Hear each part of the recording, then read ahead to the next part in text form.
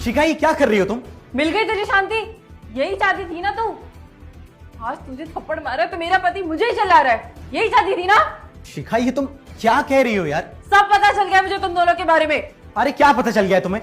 कहाँ से आ रहे हो तुम दोनों? दीदी अब जैसा सोच रही वैसा कुछ भी नहीं है, जीजा जी की कोई गलती नहीं है। तू चुप कर वरना तुझे और दो थप्पड़ लगाऊंगी।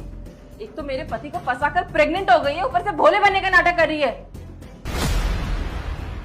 देखो शिखा, जैसा तुम समझ रही हो वैसा कुछ भी नहीं हो। तो फिर तुम उस हॉस्पिटल में क्या कर रहे थे जहाँ से प्रेग्नेंट औरतें जाती हैं? और अगर कुछ नहीं था तो फिर कर क्या रहे थे वहां पे? देखो शिखा, मैं मानता हूं कि रूबी प्रेग्नेंट है, लेकिन हम वहां इसका अबॉर्शन कराने गए थे। ताकि तुम दोनों की अय्याशी के बारे में किसी को पता ना चले। देखो शिखा, जैसा तुम समझ रही हो बिल्कुल गलत है। आपसे तो मैं बाद में बात करूंगी, और तू अभी की अभी मेरे घर से बाहर निकल।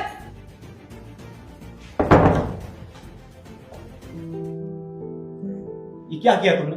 उस बेचारी की तो कोई गलती भी नहीं थी। तुम्हें और क्या करती? मेरी गलती है इसमें?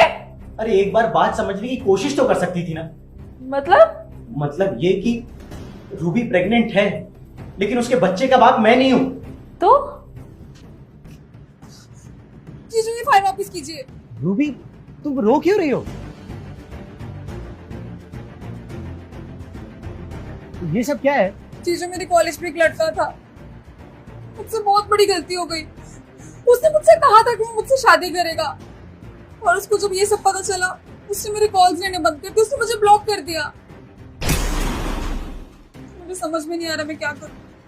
अगर किसी को भी पता चला तो क्या होगा? मम्मी पापा दीदी सबका भरोसा तोड़ दिया मैंने। इससे अच्छा तो मैं इस दुनिया से चली जाऊं। एक थप्पड़ मारूंगा अगर ये सब किया तो। किसी को कुछ पता नहीं चलेगा। तुम चलो मेरे साथ, चलो। ये मैंने क्या कर दिया?